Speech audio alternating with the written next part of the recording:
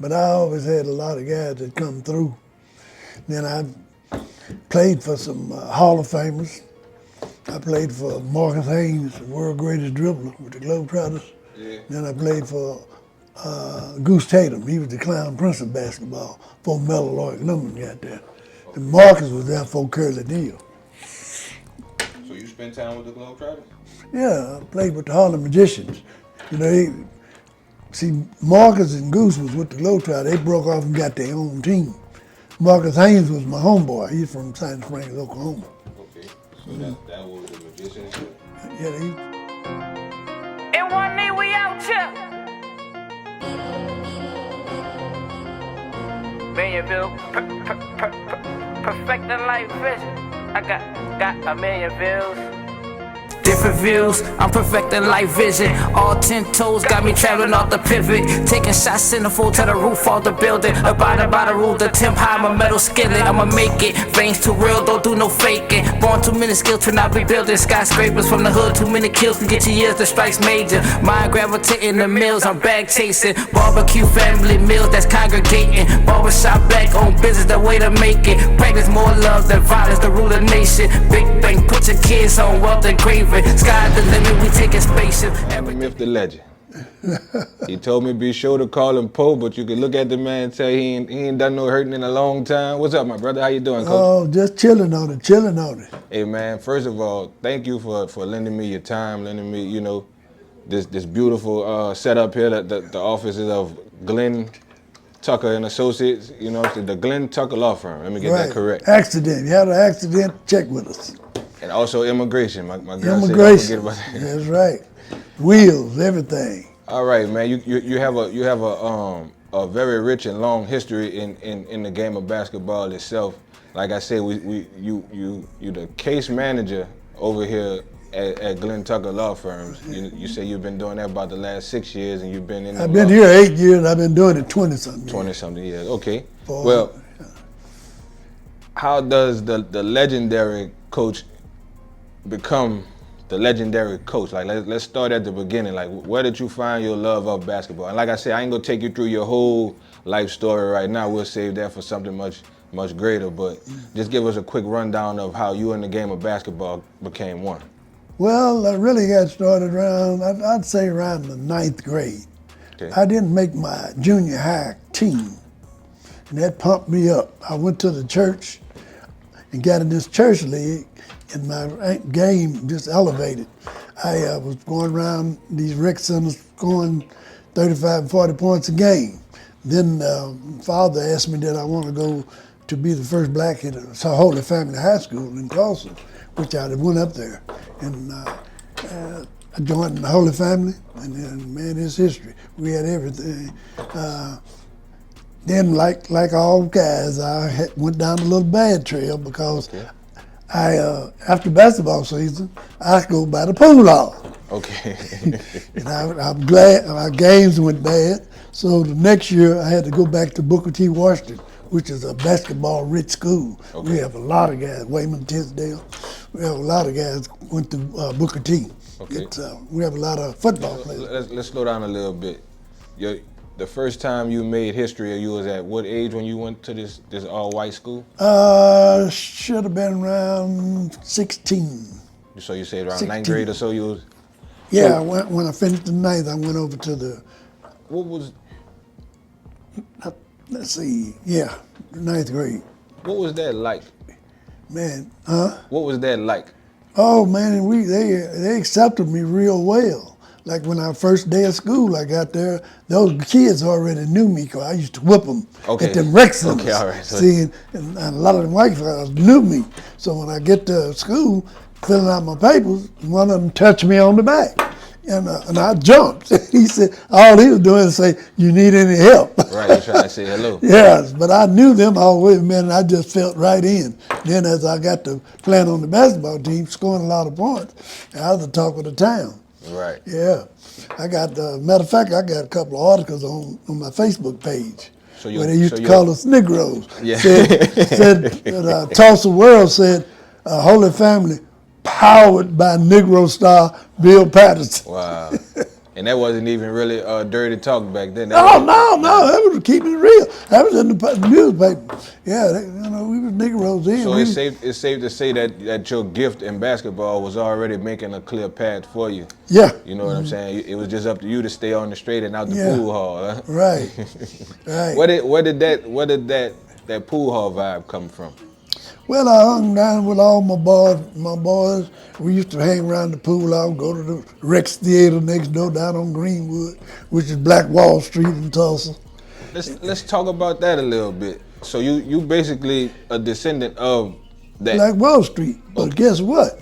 We didn't know anything. We never heard anything about Black Wall Street. The history of it. Yeah, we didn't hear till later on. Been a long time before we started hearing about it. We wasn't. They kept that real quiet. They sure kept that real quiet. They burned up the city. As a matter of fact, I used to go to St. Vernon Church. That was the only church left standing in the West. I went to that church. Not knowing the real history of it. Well, we knew it was a problem up on Reservoir Hill. They'd be saying the Ku Klux Klan and all that. But I never had no problem when I went to the white school. Okay. I never had any problem. All right, so you basically own Oklahoma as far as your high school years. How does life transcend for you going into college and so forth? What I did, I went to the service, and I was went over in Korea, and I was playing ball against one ex-Harlem Globetrotter, Holly Bryant. But then when I come back to the States, I was playing with Fort Sill, Oklahoma. We played the Harlem Magicians, Marcus Haynes, which he was the world's greatest dribbler. Okay. That was my homeboy. So he's from Sand Springs, and me and him had a battle. So he told me when I get out, be sure to look him up. So he always practiced downtown Y in Tulsa. So I looked him up. October 1st, that's when I joined him. And my game just went to another level. Just from being when I played with him, see, you got to learn something when you're playing with the world's best. Right. So that's how I picked up a lot of stuff. So when I got through playing and went back to them rec leagues in Tulsa, they didn't have no answer for me. Right. It was so easy. And I really didn't give Marcus Haynes credit because he really took my game. I'm playing against him. When you playing against the best in the world every day, you got to be good. You got to get better. Yeah, I wasn't patting myself on the back. Everybody else was. Because one time at the Y in Tulsa, I scored 68 points. And we didn't have no 3-pointers. No threes, right. We played 8-minute quarters. And I shot a good percentage every year. See, I can brag about it now since I'm old, but I let everybody else brag before.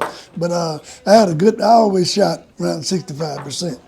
Yeah. So you was scoring pretty much a little bit over a bucket a minute, huh? Yeah. Man, 68 I points could score. in 32 minutes, man. You smoking. I was scoring. I became a real good dribbler dealing with Marcus. Right. And then while I was playing with the Harlem Magicians, Marcus decided to get a second team. So he had one team going west, and he took the team up east. But when out west, when we playing, when you announcing the thing, they would always announce that I'm sorry, I want to apologize. Marcus Haynes has the flu tonight, and he won't be playing. And them people, boo, they be booing. As soon as I get to doing that ream, we had to do that figure eight. And we do that figure eight, then when I come up dribbling, go to that corner and pat it real. I learned to pat that ball just like Marcus. Pat, they'd have forgot all about Marcus, ain't they? Then we can all put the show on. Marcus be up east. See, but we'd always say he had the flu. Right. Yeah. Then I played with Goose Tatum. That was the story there. He was the clown prince of basketball. With basketball being so much a part of your life, why go into the service? Like how you ended up in the military? Down at the pool hall, my boys up there talking about, say, man, we going to the Army. I said, oh, man, let's go. So we go. We had some girls over there in Oklahoma City. We go to Oklahoma City. And I knew a lot of people. So while they was taking the written test, I'm down in Oklahoma City partying. Right. So I missed the written test. So the next morning, we took the physical test. My two partners passed the the written test, but that next morning, both of them failed the physical. Right. And I passed the physical. So I had to take the written test. I passed. I'm the only one who went to the Army. I said, well, I'll be dang. Give me one experience from the military. Oh, well, I played in that 8th Army tournament in the military. Yeah, I didn't basically do anything. I was in the 155 millimeter. What the hell you call it? 155 millimeter. Anyhow, one of them big heavy artillery. I was in April, and all I did was do guard duty at night. Then I started going TDY with that special duty in the Army, sports. Okay. So I played basketball and baseball, so I really didn't hardly do nothing. So, but when I got ready to come back, and the old lieutenant coach said, say, you know, we got the 8th Army tournament coming up. Why don't you ask for an extension to and leave in February? Leave in February. I was supposed to left in January. January 31st. Anyhow, he wanted me to extend. I said, man, you crazy. I'm going home. In the military long they you were can ball, telling me, just to play in the 8th Army tournament. That's when I came home. And then I joined Marcus Haynes, man. That road. But I can tell you some stories about that road, playing with them, all the magicians. Give me some. Man, we'd play down in Mississippi. We were traveling, but we had a white referee because, you know, we couldn't play against the white, but we always took the New York Reds, like the Globetrotters take a traveling team with them, right. We took one down there, and we go in this store. This dude had ulcers, and he wanted milk for his ulcers. And the guy told him, we ain't got no extra milk, boy. Yes, sir. So what about Pepsi? We ain't got no extra Pepsi. So we go down the street and send the white referee in. He came back with the milk. Then over in Rome, Georgia, right over from Atlanta, we had to play 2 games. One for the blacks at 6, one for the whites at 8. There's 2 different games, man. It was something else. That road was tough. You made it through that. Now these guys just got a piece of cake. The highlight of it all, man. Yeah. When and how did you start your classic, your annual classic? When did it start and how did it start? Well, when I quit playing ball, my oldest daughter was born. That's when I quit playing with Marcus. I went home and got a job. Right. And I was working at Bill White Chevrolet, delivering parts on the truck. So my wife had asked me, she was selling dresses in Northland Shopping Center. And Chaz told me that Percy, the manager of Kenny Shoes, wanted a black salesman. And she said, do I know anybody? She know him. I said, yeah, me, fool. So I started selling shoes. I was the first black salesman of Kenny Shoes in Tulsa. Immediately took over #1 sales. So they come to me and said, sir, we opening a store in a black neighborhood in Dallas, Texas, and we're gonna need a black manager. And I'm thinking, they ain't got no niggas in Dallas. My wife wanted me to hurry up and take that because he thought I was running around with all these women to hurry up to take that. Right. So I agreed to come down here, move down here, and just like they told me, I started it. We opened the Kenny Shoes. It's not on 2nd and Hatch anymore. Opened the Kenny Shoes up, and I went to Fort Worth, took manager training. About 3 months later, I was the first black manager over the 2nd Hatch of Kenny Shoes. And I had Marcus Haynes in the Hall of Magicians at our grand opening. And we just took off from there, and then I started sponsoring a basketball team. I had Kenny Shoes playing out at Fair Park in the park in Recreation League. And I just started, then after that, a couple of years later, I started my own tournament, which I had some rough times because I wasn't hip to the double elimination. I started the double elimination. Because first we just had the 2 losers, go to the winner's bracket and loser's bracket. Didn't realize all that extra refereeing money was going to eat up the money. Right. So I had to go out of my pocket. I do everything to have the tournament. Then finally, just gradually, and after it was After it was about 7, 8 years later, during my tournament, I met Moses Malone. Okay. You know, he took a liking to me, and he started bringing all the NBA players to my tournament. Okay. And one year we had, Moses brought 7 NBA players up here. And Clyde Drexler, Alan Level, Robert Reed, Major Jones, Rodney McCray, I said Clyde Drexler, Terry Teagle, Cadillac Anderson. Man, one time I had 25 pros at my tournament. Yeah. But see, you can't have that no more. You don't hardly have too many pros, but Moses, thank the Lord for Moses, man. That's why I have on the back of my tournament, my T-shirts, that's why I always put on there, the tournament Moses Malone built. Right. Because he really built my tournament. And the reason why we called it world famous, because I was at the barbershop one day, and this guy was in there, and I got 2 calls. One from a guy was in Russia, one was in France, wanting to know when my tournament was. Yeah. So they could make it for the summer. See, they've always played in it. And that dude said, say, man, boy, man, don't you know your tournament is worldwide? And that's when I added the world famous. World famous, yeah. That's why I added the world famous. Rightfully so, though. Yeah, and Moses come all the time. Every year he'd bring up, he'd have his, he called it the Houston Regular Traveling All-Stars and Motorcade. Yeah. He had a long name. He come up with his Rolls Royce, Drexler have his Benz, Robert Reed have his Porsche. They'd all come up 45 to my tournament. Yeah. And I'd always have a big party at my house. And Moses brought them over there to the house. And every year he would come. Then I had my homeboy, John Starks. He played for the New York Knicks. Yeah. And Starks would always come from Starks Tulsa. One of the nicest. Him and Lee Mayberry. Starks is hell. Yeah, Terry, Todd Day. Yeah, Lee Mayberry, Clinton McDaniel,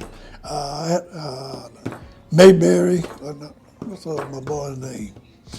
Dang, his dad played. Anyhow, they all started coming, and that's what took my tournament to another level. Then I started having some of the Mavericks play with me. Rolando Blackman, Mark Aguirre, and Pat Cummins. He passed, and Derek Harper. And then I had my main man, Spud Webb played. Spud. Yeah, he played. How was he? Spud? Spud Webb, yeah. I just saw something on him the other night on YouTube. Oh, yeah. Yeah, how was Spud off the court? He seemed like a real quiet. Oh, man, that's my man. Yeah. That's my man. He's one of the general managers at the Legends, the farm club of the Mavericks, play out in Frisco. Yeah. Yeah, he every year he'd give me about 12 tickets, and I'd take all my pots out there. Then he'd say, he'd come down and get us and go up to the hospitality suite, feed us, we drank. Yeah, Spud took care. He just like family though. You know, my grandson, dad stayed next door to Spud over on Frosty Trail. Oh, okay. Yeah. But Spud lived up the street here. Spud's mother lived up here, and his sister, Stephanie, they live out here in DeSoto. You had any interactions with Dennis Rodman? Yeah, he played with me. He from, Man, I took Rodman from to South Dallas, huh? I took Rodman to Houston. He came, first time we played him, first time I went up to Tulsa to play in Pig's Pop-Off, which I got started with Pig. We'd take teams from Dallas up there, they'd come down here. Okay. So my team, one of my players said, say, man, Worm, see, that's what I called him, Worm. Yeah. He said, man, Worm wants us to scoop him up and he gonna go to Tulsa with us.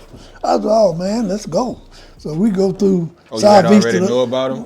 Yeah, man, I used to run him off the court. He was small. Okay. He grew 9 inches one summer. When he couldn't play, his sister, Deborah Rodman, was the star. She could outplay Rod. Larry Johnson said the same thing. Yeah. So we went up to Tulsa. We went through there and picked him up. We won the tournament playing against Karl Malone, and they had one other pro up there. We was up about 12, 14 points at the end of the third quarter, and I don't know if the mailman, somebody broke the goal down. And then Pig said, "Hey man, we ain't got no another goal. What we gonna do?" Look at the score. What you mean? What we gonna do? No. We the champs.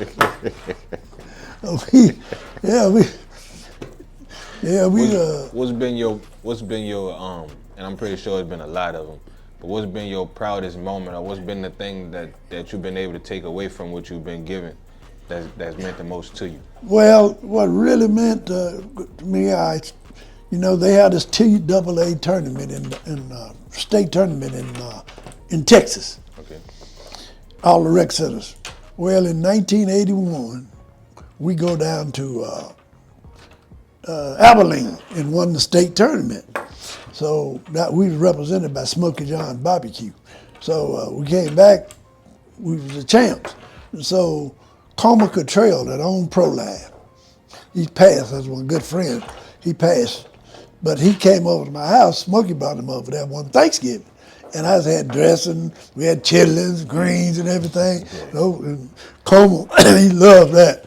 So when he was going out of my house, he looked at this picture on my wall and said, "Paul Bill, what is this?" I said, "Oh, that's where we won the state tournament in the TAAF." He said, "Well, if you ever need another sponsor, keep me in mind." So I'm thinking, Joker got all his money, so I'm gonna keep him in mind, but I didn't want to let the Smokey go, because during that time it was off and on in the business, and I'd have to go by, get a check from Smokey. I might have to go by 2 or 3 times to get a check. So I got to thinking. I said, Coleman told me to check with him if he needs some help. So one day I just go out to the Pro Line. I thought I'd ask for the president. I go out there and I said, "Sal, I need to see Coleman." And she said, "You have an appointment?" I said, "No." "Well, you have to have an appointment." I said, "What?" I said, "Well, tell Coleman Poe Bill's down here, he's the one asked me to come." And so she sent me down, and then she came up. "Mr. Cottrell will see you now. Just take the elevator up to the 2nd floor." And so I go up there and I said, "Coleman, you told me to check with you. You need another sponsor." I said, "I hate to give this man my boy Smokey, but rest of the soul, my man passed. But wasn't nothing like having all that money behind your sponsor." So he said, "Well, what'd it take? Get me a budget."